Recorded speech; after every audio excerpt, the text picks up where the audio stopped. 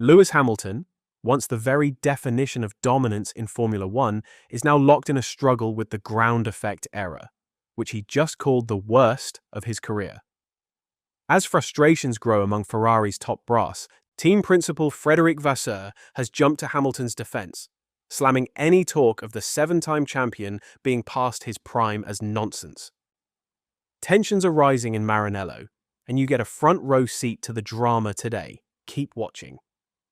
Aside from a standout performance in the Chinese GP sprint, Lewis Hamilton has been consistently outpaced by his teammate Charles Leclerc. And, according to Hamilton, that's not about to change anytime soon. The challenge of unlocking the full potential of his car has been a growing issue for Hamilton, especially as the current ground effect rules, introduced in 2022, continue to evolve. Back at Mercedes, it was his younger British counterpart, George Russell, who started to outshine him in qualifying performances through 2023 and 2024, before Hamilton decided to make the leap to Ferrari for a fresh challenge. But his new chapter at the Scuderia has been much like the old one. Leclerc has dominated the qualifying battle, leading 4-1, and also tops the points standings with 47 compared to Hamilton's 31. That gap would have been even wider if both hadn't been disqualified from the Chinese Grand Prix. In Saudi Arabia, it was another tale of two Ferraris.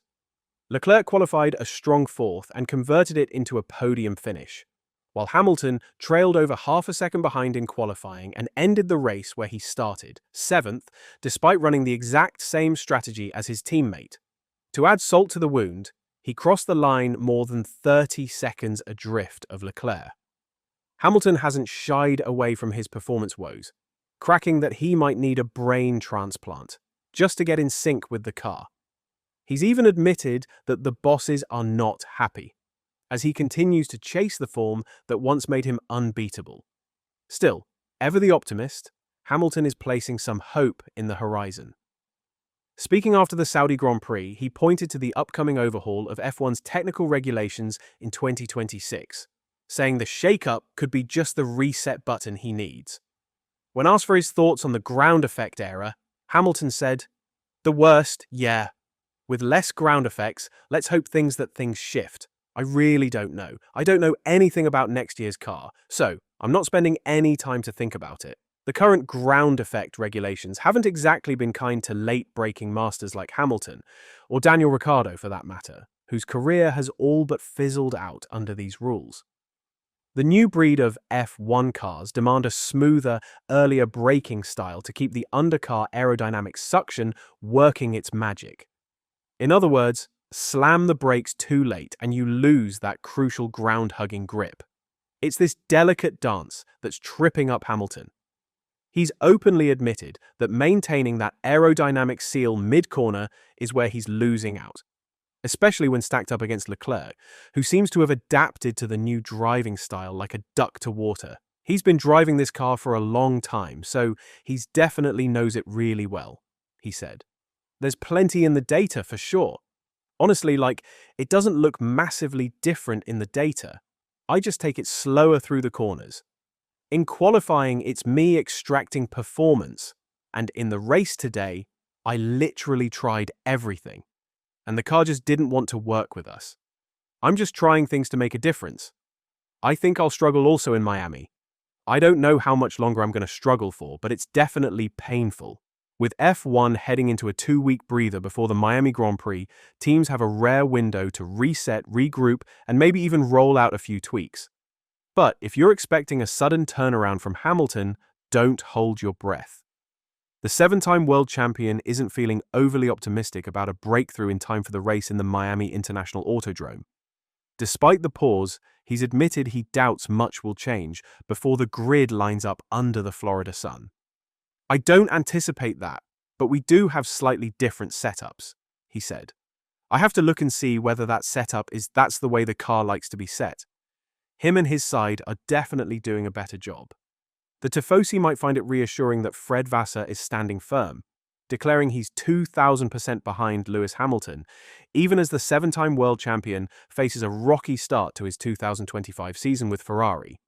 And in a statement as clear as day, Vasseur slammed the notion that Hamilton's form has drastically dipped, calling it fucking bull to suggest otherwise. Vasseur, who has a strong bond with Hamilton, dating back to their title-winning days in GP2 in 2006, is sticking by his driver.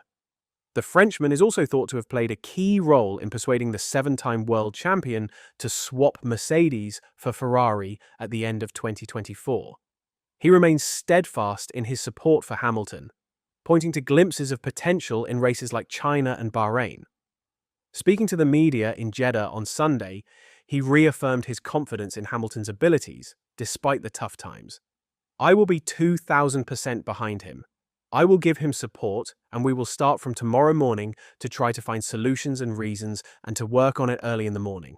But, honestly, I am not too worried." If you have a look on what he did in China, or what he did in the race in Bahrain last week, or even on the first part of the session in this weekend, the potential is there for sure. We just have to adjust the balance because we are collectively, Lewis and us, we are struggling with the balance of his car and how he is working the tyres. It's a kind of negative spot, but I think the potential of the car is there and we will try to solve that. All of a sudden, Vasseur wasn't having any of it when a reporter suggested that Hamilton's form had taken a dramatic nosedive.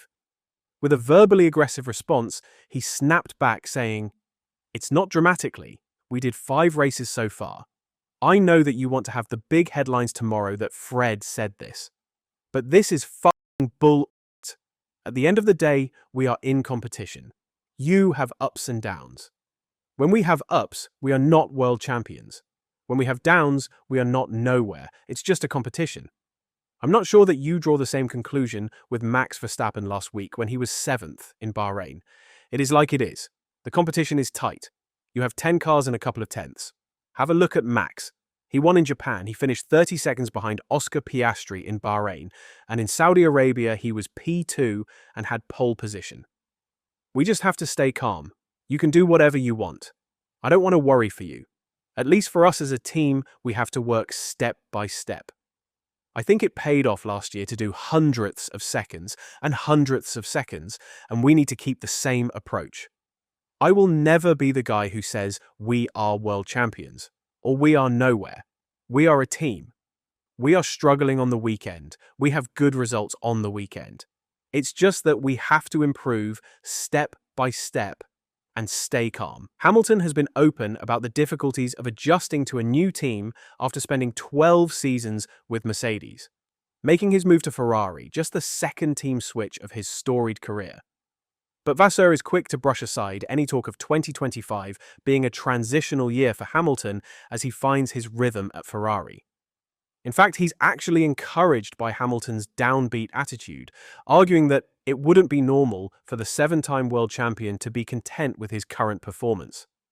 Vasseur put it this way: "It's not a transitional time, but for sure he's down, because when you finish the race in 6th, Sykes, your teammate is on the podium. Honestly, I take it as positive that Lewis is down, because if he was happy with this, it wouldn't be normal.